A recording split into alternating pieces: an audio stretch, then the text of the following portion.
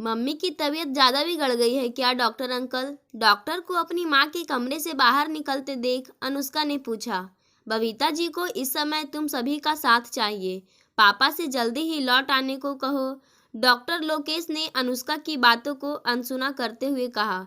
Doctor Lokesh के जाने के बाद अनुष्का थकी हारी सी हॉल में पड़ी कुर्सी पर बैठ गई।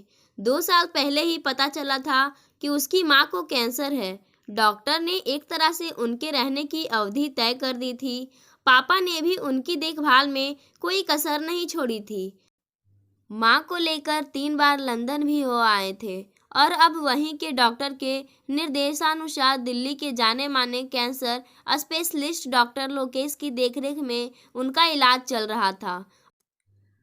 अब तो माँ ने कॉलेज में पढ़ाना भी बंद कर दिया था। मेम साहब चाय। सुरभि की आवाज़ से अनुष्का अपने ख्यालों से वापस लौटी। तुम मम्मी के कमरे में चाय लेकर चलो, मैं वहीं आ रही हूँ, अनुष्का ने जवाब दिया और फिर आंखें मूंद ली। अनुष्का इस समय एक अजीब सी परेशानी में फंसकर गहरे दुख में घिरी हुई थी। वह अपने पति आशीष को अमेरिका के लिए विदा करके अपने सास ससुर की आज्ञा लेकर माँ के पास कुछ दिनों के लिए रहने आई थी। 3 दिन पहले स्टोर रूम की सफाई करवाते समय माँ की एक पुरानी पर्सनल डायरी अनुष्का के हाथ लगी थी, जिसके पन्नों ने उसे माँ के दर्द से परिचित कराया। ऊपर आ जाओ मेम साहब। सुरभि की आवाज़ ने उसे ज़्यादा सोचने का मौका नहीं दिया। अनुष्का और बबीता जी ने साथ चाय पी और हर बार की तरह उनके साथ ढेरों बातें की।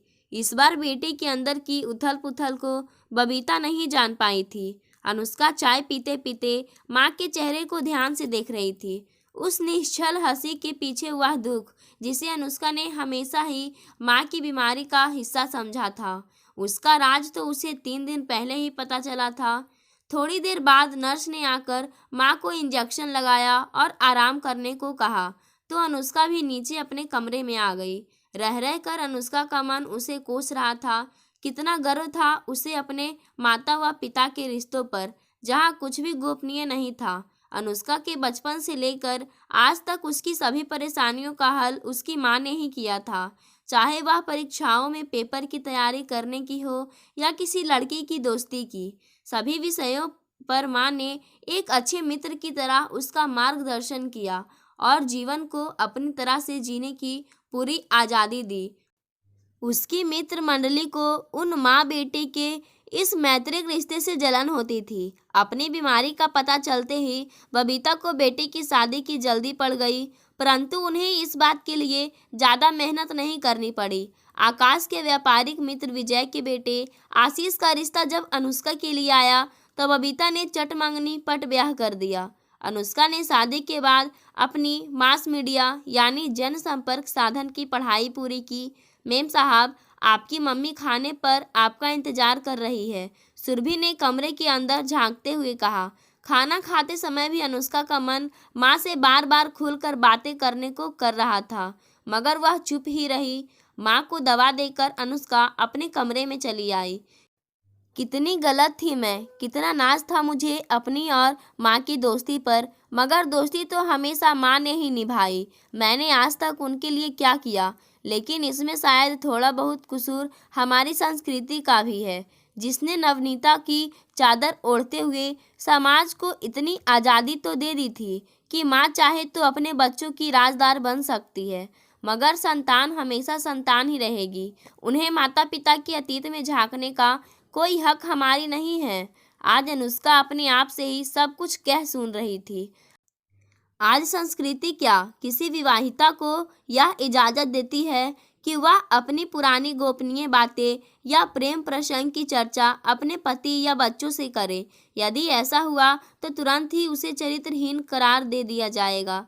हाँ, यह बात अलग है कि वह अपने पति के अतीत को जानकर भी चुप रह सकती है और बच्चों के बिगड़ते चाल चलन को भी सबसे छिपा कर रख सकती है। अनुष्का का मन आज तर्क पर तर्क दे रहा था और उसका दिमाग खामोशी से सुन रहा था। आज अनुष्का सोच सोच कर जब बहुत परेशान हो गई तो उसने कमरे की लाइट बंद कर दी। माँ की वह डायरी पढ़कर अनुष्का तड़प कर रह गई थी, यह सोचकर कि जिन्होंने अपनी सारी उम्र इस घर को, उसके जीवन को सजाने संवारने में लगा दी, जो हमेशा एक अच्छी पत्नी, माँ और उससे भी ऊपर एक मित्र बनकर उसके साथ रही, उस स्त्री का मन का एक कोना आज भी गहरे दुख और अपमान की आग में झुलस रहा था। उस डायरी से ही अनुष्का को पता चला कि उसकी माँ यानी बबीता की एमए करते ही सगाई हो गई थी। अनुष्का के नाना ने एक उद्योगपति घराने में मां का रिश्ता पक्का किया था। लड़के का नाम गौरव सिंह था। ऊंची कद काठी, गोरा रंग, रूपदार व्यक्तित्व का मालिक था गौरव। बबीता पहली ही नज़र में गौरव को दिल दे बैठी थी। शादी अगले साल होनी थी, इसलिए बबीता ने पीएचडी करने की सोची तो गौरव ने भी हामी भर दी। गौरव का परिवार गुजरात में था, फिर भी वह हर सप्ताह बबीता से मिलने मुंबई चला आता, मगर ठहरता गेस्ट हाउस में ही था। उनकी इन मुलाकातों में परिवार की रजामंदी भी शामिल थी, इसलिए उनका प्यार परवान चढ़ने लगा। पर बबीता ने इस प्यार को एक सीमा रेखा में बांधे रखा, जिसे गौरव ने भी कभी तोड़ने की कोशिश नहीं की। बबीता की परवरिश उनके पिता, बुआ व दादी जी ने की थी। उनकी माँ तो 4 साल की उम्र में ही इन्हें छोड़कर चली गई थी। उसके बाद किसी ने माँ की खोज खबर नहीं ली। बबीता को भी माँ के बारे में कुछ भी पूछने की इजाज़त नहीं थी। बुआ जी के प्यार ने उन्हें कभी माँ की याद नहीं आने दी। बड़ी होने पर बबीता ने स्वयं से जीवन भर एक अच्छी और आदर्श पत्नी व माँ बनकर रहने का वादा किया था, जिसे उन्होंने बखूबी पूरा किया था। उनकी शादी से पहले की दिवाली आई। बबीता के ससुराल वालों की ओर से ढेरों उपहार खुद गौरव लेकर आया था। गौरव ने अपनी तरफ से बबीता को डायमंड की अंगूठी दी थी। कितना इतरा रही थी बबीता अपने आप पर। बदले में पिताजी ने भी होने वाले दामाद को अपने स्नेह और शगुन से सिर से पांव तक तौल दिया। दोपहर के खाने के बाद बुआ जी के साथ घर के सामने वाले बगीचे में गौरव और बबीता बैठे गपशप कर रहे थे। इतने में उनके चौकीदार ने एक बड़ा सा पैकेट और रसीद लाकर बुआ जी को थमा दी। रसीद पर नज़र पड़ते ही बुआ खिजती हुई बोली, 3 महीने पहले कुछ पुराने एल्बम दिए थे, अब जाकर स्टूडियो वालों को इन्हें चमका कर भेजने की याद आई है। और पैसे लेने वे घर के अंदर चली गई। लो गौरव, तक हमारे घर की कुछ पुरानी यादों में तुम भी शामिल हो जाओ, कहकर बबीता ने एक एल्बम गौरव की ओर बढ़ा दिया और एक खुद देखने लगी। संजोग से बबीता के बचपन की फोटो वाला एल्बम गौरव के हाथ लगा था, जिसमें हर एक तस्वीर को देखकर वह बबीता को चिढ़ा कर मजे ले रहा था। अचानक एक तस्वीर पर जाकर उसकी नज़र ठहर गई। यह कौन है बबीता, जिसकी गोद में तुम बैठी हो? गौरव जैसे कुछ याद करने की कोशिश कर रहा था। यह मेरी माँ है। तुम्हें तो पता ही है कि ये हमारे साथ नहीं रहती, पर तुम ऐसे क्यों पूछ रहे हो? क्या तुम उन्हें जानते हो? बबीता ने उत्सुकता से पूछा। नहीं, बस ऐसे ही पूछ लिया, गौरव ने कहा। ये हम सबको छोड़कर वर्षों पहले ही चली गई थी। यह स्वर बुआ जी का था। बात वहीं खत्म हो गई थी। शाम को गौरव सबसे विदा लेकर गुजरात चला गया। इतना पढ़ने के बाद अनुष्का ने देखा कि डायरी के कई पन्ने खाली थे। उसके बाद अनुष्का उदास हो गई।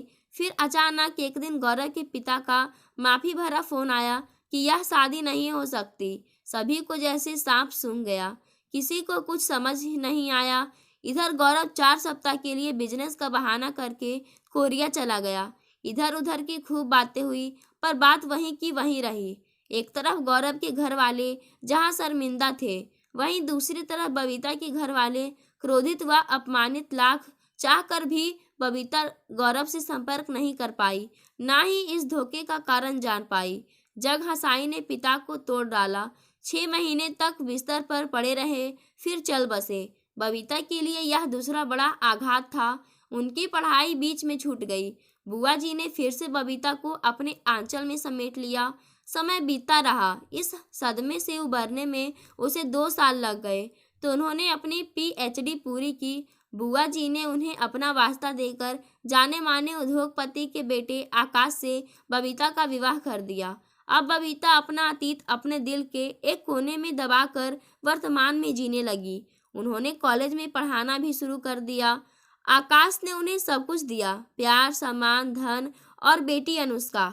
सभी सुखों के साथ जीते हुए भी जब तक बबीता अपनी उस पुरानी टिस को बूंद बूंद कर डायरी के पन्नों पर लिखती थी, जहां उन पन्नों में गौरव के लिए उसकी नफरत साफ झलकती थी, वहीं आकाश के लिए अपार स्नेह भी दिखता था।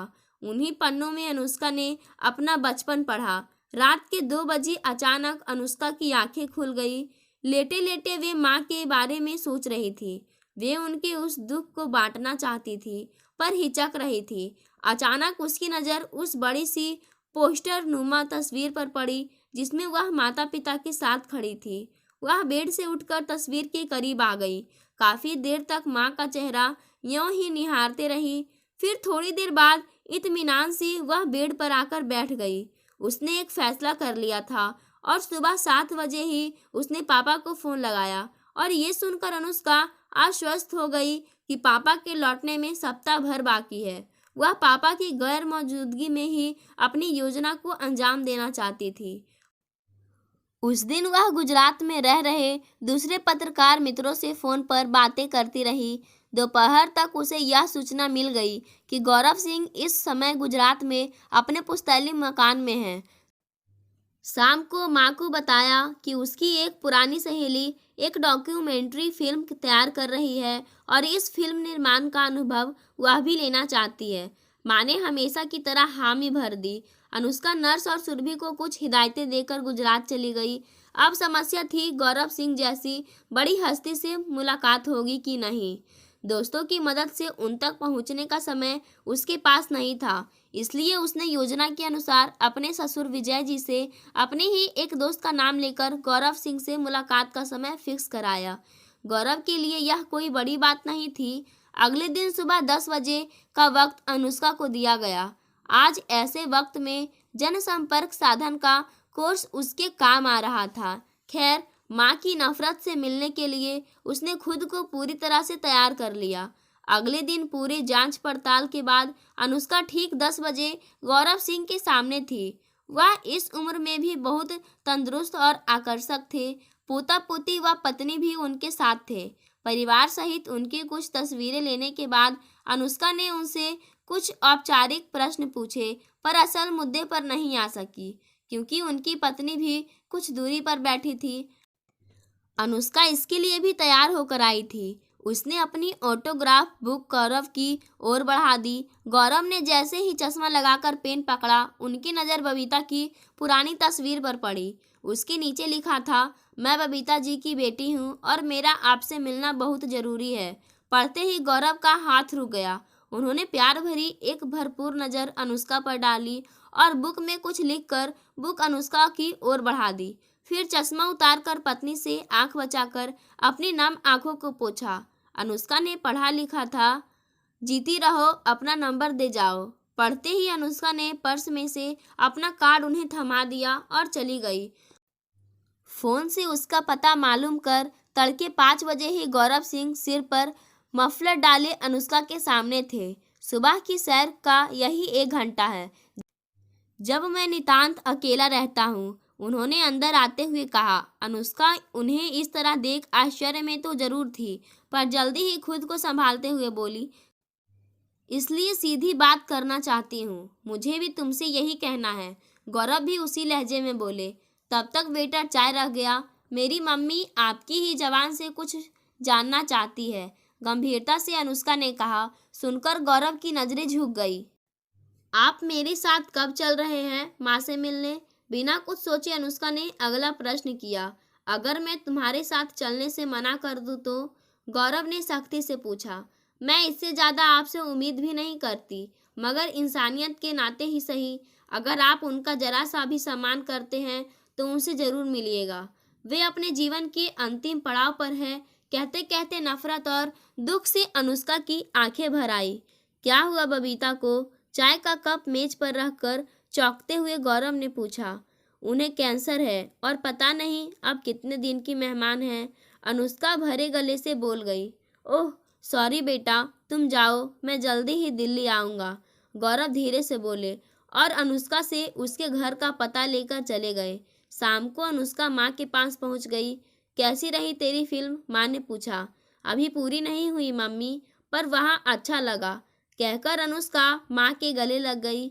मीम साहब, कल रात मांझी खुद उठकर अपने स्टोर रूम में गई थी। लग रहा था जैसे कुछ ढूंढ रही हो। काफी परेशान लग रही थी। सुरभि ने सीढ़ियां उतरते हुए कहा। थोड़ी देर बाद माँ से आंख बचाकर उसने उनकी डायरी स्टोर रूम में ही रख दी। उसी रात अनुष्का को गौरव सिंह का फोन आया कि वह कल 12:30 बजे की फ्लाइट से दिल्ली आ रहे हैं। अनुष्का को माँ की डायरी का हर वह पन्ना याद आ रहा था जिसमें लिखा था कि काश मृत्यु से पहले एक बार गौरव उसके सवालों के जवाब दे जाता। कल का दिन माँ की जिंदगी का अहम दिन बनने जा रहा था। यही सोचते हुए अनुष्का की आंख लग गई। अगले दिन उसने नर्स से दवा आदि के बारे में समझकर उसे भी रात को आने को बोल दिया। करीब 4 बजे गौरव उनके घर पहुंचे। अनुष्का ने हाथ जोड़कर उनका अभिवादन किया तो उन्होंने ढेरों आशीर्वाद दे डाले। आप यहीं बैठिए, मैं माँ को बताकर आती हूँ।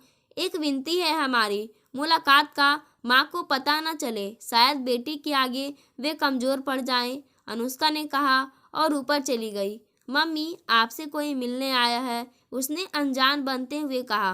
कौन है? माँ ने सूप का बाउल सुरभि को पकड़ाते हुए पूछा। कोई गौरव सिंह नाम के सज्जन है, कह रहे हैं गुजरात से आए हैं। अनुष्का वैसे ही अनजान बनी रही। कौन आया है?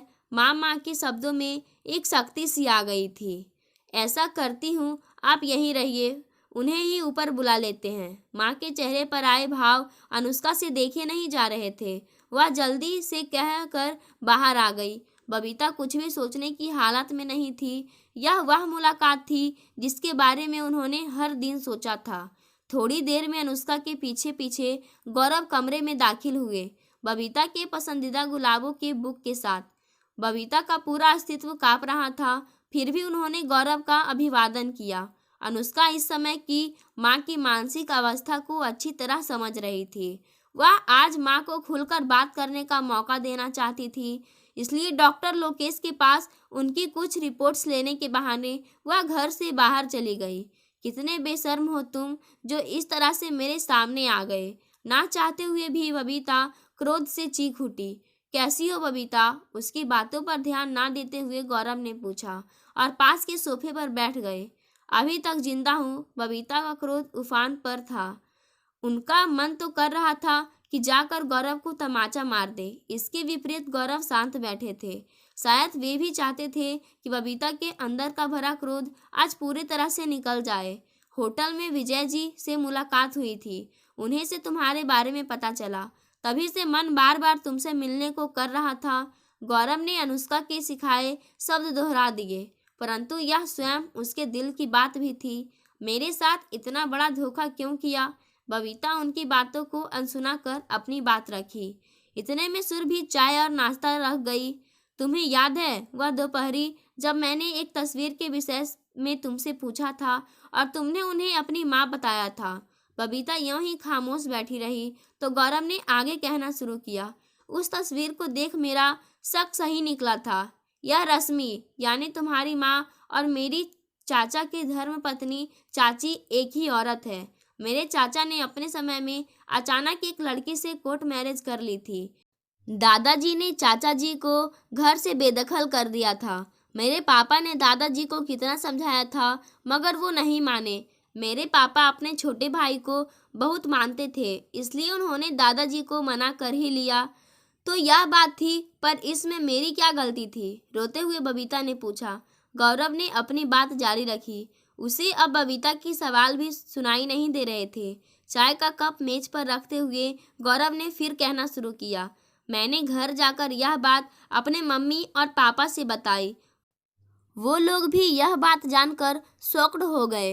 पापा ने साफ इनकार कर दिया हमारे इस रिश्ते को। मैंने बहुत समझाया मगर वो ना माने। पापा ने इसकी चर्चा अपने भाई और तुम्हारी माँ से भी नहीं की। खबरदार, मेरी माँ वो औरत नहीं है। गुस्से से चीख पड़ी बबीता। जब कुछ गुस्सा शांत हुआ तो बबीता ने कहा, तुम और तुम्हारे पिताजी कम से कम यह बात मेरे पिताजी से तो बता सकते थे। बबीता, अंकल जी को सब पता था।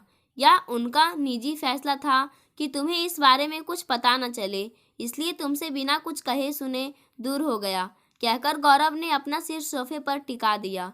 आज बरसों का बोझ उनके मन से हट गया था। बबीता भी अब लेट गई थी। वे अभी भी खामोश थी। थोड़ी देर बाद गौरव चले गए।